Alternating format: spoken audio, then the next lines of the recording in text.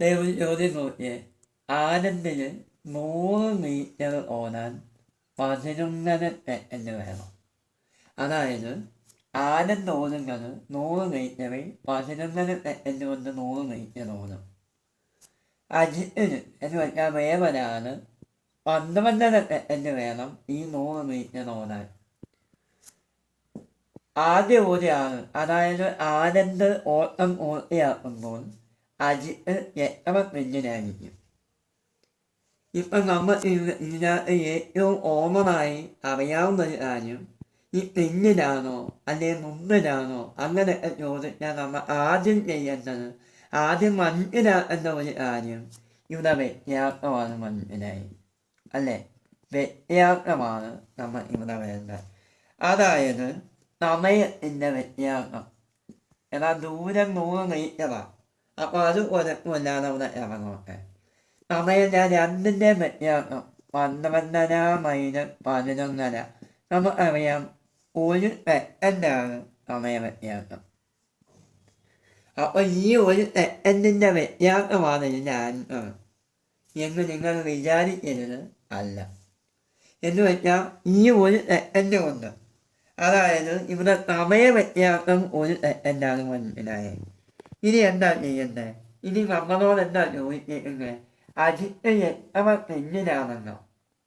അപ്പം നമ്മൾ എന്ത് ചെയ്യും?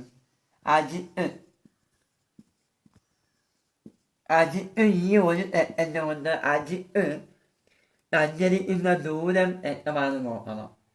അതായത് സഞ്ചരിക്കുന്ന ദൂരം കാണാൻ നോക്കിക്കോടെ. അതെ, ഇപ്പം നമുക്ക് സമയം കണ്ടെത്തുന്നത് 1 സെക്കൻഡാണ് അല്ലേ? അപ്പോൾ അജിത്ത് 1 സെക്കൻഡ് സമയം നമുക്ക് കിട്ടി. അതായത് ഇതിൻ്റെ തമ്മിലുള്ള വ്യത്യാസമാണ് ഈ 1. ഓക്കെയാണ്, വ്യത്യാസം 1ആണ്. ഇനി അജിത്ത് 1 സെക്കൻഡിൽ സഞ്ചരിക്കുന്ന ദൂരം കാണാൻ 100 അതായത് മീറ്റർ, ആ മീറ്റർ അതുപോലെ തന്നെ അജിത്ത് സഞ്ചരിക്കുന്നത് എത്ര? 12.5 അല്ലേ? ചോദ്യത്തിൽ അങ്ങനെ 12.5. നമുക്ക് ഈ സമയ വ്യത്യാസം, അതായത് അത് എത്ര? 1ആണ്. അപ്പം 100-നെ 12.5 കൊണ്ട് വെക്കാൻ പറ്റും. നമുക്ക് പറയാൻ കഴിയും 8ആണ്. അതായത് 12-നെയും 12-നെയും കൂട്ടുമ്പോൾ 25. അങ്ങനെ 8 പ്രാവശ്യം 12 ആവുമ്പോഴാണ് 100 ആവുന്നത്. അപ്പം നമ്മുടെ ആൻസർ 8 മീറ്റർ. അതായത് ഇവിടെ സമയ വ്യത്യാസമാണ് നമ്മൾ എഴുതിയത്. ഓക്കെ. അപ്പം ഇങ്ങനെയുള്ള ചോദ്യത്തിൽ ആദ്യം വ്യത്യാസം കാണണം. പിന്നെ ആരെയാണോ ചോദിക്കുന്നത് അയാൾ സഞ്ചരിച്ച ദൂരം അടിയിൽ ചോദ്യത്തിൻ്റെ മീറ്റർ മുതൽ സമയ വ്യത്യാസത്തെ ഇവിടെ എഴുതണം. അങ്ങനെ 8 മീറ്ററാണ് ഇതിൻ്റെ ആൻസർ. ഓക്കെ. തന്നെ അടുത്ത ഒരു ചോദ്യം നോക്ക്. ഇത് സ്ഥിരമായി തീയത്തിൽ ചോദിക്കാറുള്ളൊരു ചോദ്യമാണ്. ഒരു സൈക്കിൾ ചക്രം 10 പ്രാവശ്യം കറങ്ങുമ്പോൾ 32 മീറ്റർ സഞ്ചരിക്കും. അതായത് 10 പ്രാവശ്യം കറങ്ങുമ്പോൾ 32 മീറ്ററാണ് സഞ്ചരിക്കുന്നത്. എന്നാൽ 4 കിലോമീറ്റർ സഞ്ചരിക്കാൻ എത്ര പ്രാവശ്യം കറങ്ങണം? ഈ ചോദ്യം 2 രീതിയിൽ ചെയ്യാൻ പറ്റും. അതായത് രണ്ട് രീതിയിൽ ചോദ്യത്തിന് ആൻസർ ചെയ്യാം. ഞാനത് പറയാം. ഇത് ഏറ്റവും എളുപ്പ വഴിയാണ്. 2 വഴിയും ഒരുവിധം എളുപ്പമാണ്. നിങ്ങൾ ഏതാണ് നല്ലത് അത് ചെയ്താൽ മതി. ഓക്കെ. അതെ, 10 മീറ്റർ സഞ്ചരിക്കും. 10 ഇവിടെ കറക്കാം. ഓക്കെ. 10 പ്രാവശ്യം കറങ്ങുമ്പോൾ 32 മീറ്ററാണ് സഞ്ചരിക്കുന്നത് അല്ലേ? പിന്നെന്താ ചോദിക്കുന്നത്? അല്ലെങ്കിൽ ഇത് എഴുതിയാലും മതി, കുഴപ്പമൊന്നുമില്ല. 32 മീറ്റർ സഞ്ചരിക്കാൻ 10 പ്രാവശ്യം വേണം. അപ്പം പിന്നെന്താണ്? ഇത് മീറ്ററാണ്. പിന്നെ ചോദിക്കുന്നത് കിലോമീറ്ററാണ്. കിലോമീറ്ററിൻ്റെ മീറ്റർ നമ്മൾ അറിയാം. അപ്പം 1 കിലോമീറ്റർ എന്ന് വെച്ചാൽ 1000 മീറ്ററാണ്. 4 കിലോമീറ്റർ എന്ന് പറയുമ്പം 4000 മീറ്ററാണ്. ഇതങ്ങ് കണ്ടുപിടിച്ചാൽ മതി. ഇത് ഇങ്ങോട്ട് ക്രോസ് ചെയ്യണം. ഇതുകൊണ്ട് ഭാഗിക്കണം. ഒറ്റയ്ക്കല്ല ഇങ്ങനെ ഒന്ന് ഭാഗിക്കണം. അപ്പം 4000 ഇൻറ്റു 10/32. 32നെ 4000 നമുക്ക് 4 വെച്ച് വെക്കാം. എങ്ങാനും 32. ഈ 4000 40 അങ്ങ് വെച്ചാൽ മതി. 4 വെച്ച് 10. അപ്പോൾ 1000 ഇൻറ്റു 4 4000. അപ്പോൾ ഇവിടെ 1000 ഇവിടെ 10 വന്നു. ഓക്കെ. ഇനി ഈ 1000നെ 8 വെച്ച് വെക്കാം. അതായത് 1000നെ 8 വെച്ച് വെക്കുമ്പോൾ നമുക്ക് പറയാൻ കഴിയുന്നത് അതിന് മുമ്പ് 8നെ 2 വെച്ച് അങ്ങ് വെക്കാം. 4 ഇവിടെ 5 വരും. 1000നെ 4 വെച്ച് വെക്കാം. 250 വരും. അല്ല, 250 ഇൻറ്റു 5 1250.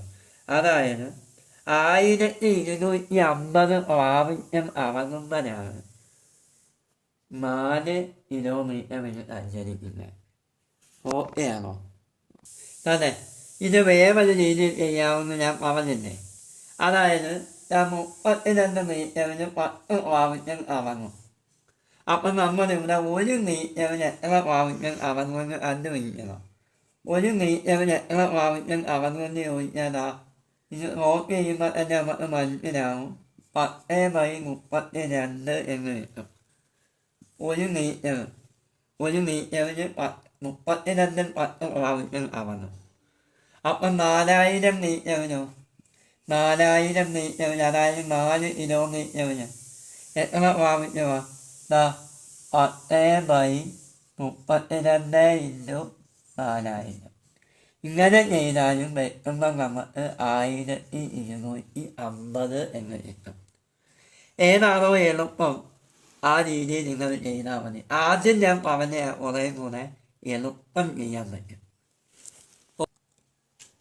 ഒരാൾ രാവിലെ 6:30 നടക്കാൻ ആരംഭിക്കും. സമയം കണ്ടിട്ട് 6:30 രാവിലെ ഏമ. അപ്പോൾ ആരംഭിക്കും. അയാൾക്ക് 30 കിലോമീറ്റർ ദൂരമാണ് സഞ്ചരിക്കേണ്ടത്. തുടക്ക വേഗത 6 കിലോമീറ്ററാണ്. എന്ന് വെച്ചാൽ ഒരാൾ 30 കിലോമീറ്റർ സഞ്ചരിക്കണം. രാവിലെ 6:30 അയാൾ യാത്ര തുടങ്ങിയത്. ഓക്കെ. ആ തുടങ്ങുന്ന സമയത്ത് തുടക്കത്തിൻ്റെ വേഗത 6 കിലോമീറ്റർ പെർ അവർ എന്ന് വെച്ചാൽ അയാൾ 6:30 തൊട്ട് യാത്ര ആരംഭിക്കുന്നു. തുടങ്ങിയ യാത്ര, ആ ആരംഭം മണിക്കൂറിൽ 6 കിലോമീറ്റർ പെർ അവറിലാണ് സഞ്ചരിക്കുന്നത്.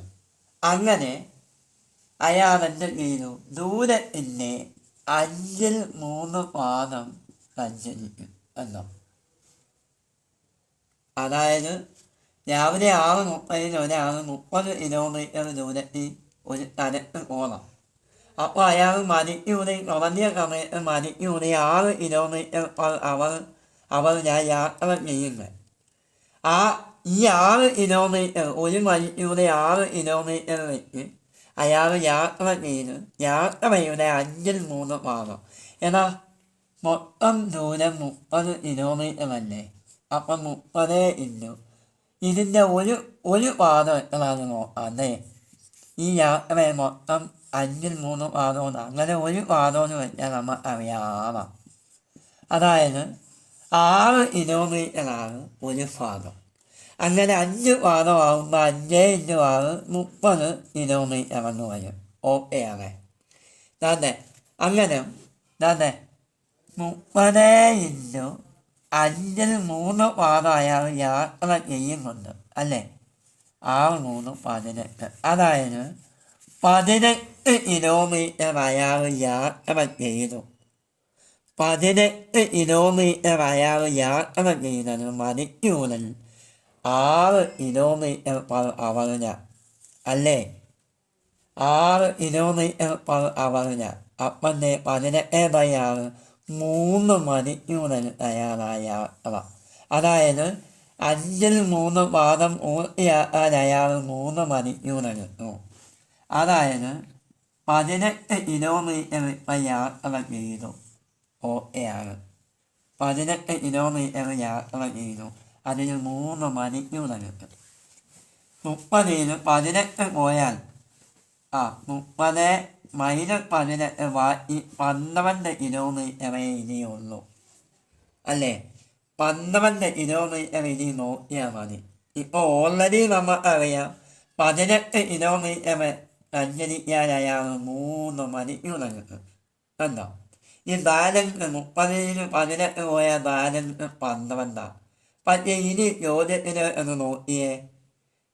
അതെ, ഈ 5-3 പാദം, അതായത് 18 കിലോമീറ്റർ സഞ്ചരിക്കും. പോയിക്കോട്ടെ. അതിന് ശേഷം 2 കിലോമീറ്റർ പെർ അവർ വേഗത കുറയ്ക്കുകയാണ് ചെയ്തത്. എന്ന് വെച്ചാൽ അയാൾ സഞ്ചരിക്കുന്നത് 6 കിലോമീറ്റർ പെർ അവറിലാണ്. അപ്പം 2 കിലോമീറ്റർ വേഗത കുറയ്ക്കുക എന്ന് പറഞ്ഞാൽ എങ്ങനെയാണ് ചെയ്യുന്നത്? 6 - 2 എന്നോ 4 കിലോമീറ്റർ പെർ അവറിലാണ്. അല്ലേ? എന്നാൽ 2 കിലോമീറ്റർ 6 കിലോമീറ്റർ പെർ അവറിൽ പോകുന്ന ഒരാൾ 2 കിലോമീറ്റർ പെർ അവർ യാത്ര കുറയുന്നു എന്ന് പറയുമ്പോൾ ആവിൽ നിന്ന് 2 കുറയ്ക്കാൻ 4 കിലോമീറ്റർ പെർ അവർ. ഓക്കെയാണ്. ഇനി അയാൾ 4 കിലോമീറ്റർ പെർ അവറിലാണ് പോകുന്നത്. നമ്മൾ ഇനി എത്ര കിലോമീറ്ററേ ഉള്ളൂ?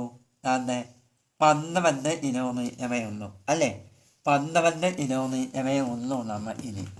അപ്പം ഞാൻ ഇങ്ങോട്ട് ചെയ്യുവാണ്. 4 കിലോമീറ്റർ പെർ അവർ ഞാൻ ഇപ്പം അയാൾ പോകുന്നത്. ഓക്കെയാണ്. അതെ, നമ്മൾ ഇവിടെ എത്ര കിലോമീറ്ററേ ഇനിയുള്ളൂ? 12 കിലോമീറ്റർ. ഇനി 4 കിലോമീറ്റർ പെർ അവറിലായാണ് പോകുന്നത്. നമ്മൾ ഇനി 12 കിലോമീറ്ററേ ഉള്ളൂ. ഓക്കെയാണ്. അപ്പം 12/4 ഇവിടെ 3 അവർ എത്തി. അതായത് ബാക്കി വന്ന 12 കിലോമീറ്റർ അയാൾ മണിക്കൂറിൽ 4 കിലോമീറ്റർ പെർ അവറിലാണ് പോകുന്നത്. അപ്പോഴാണ് ആ യാത്ര പൂർത്തിയാവുന്നത്.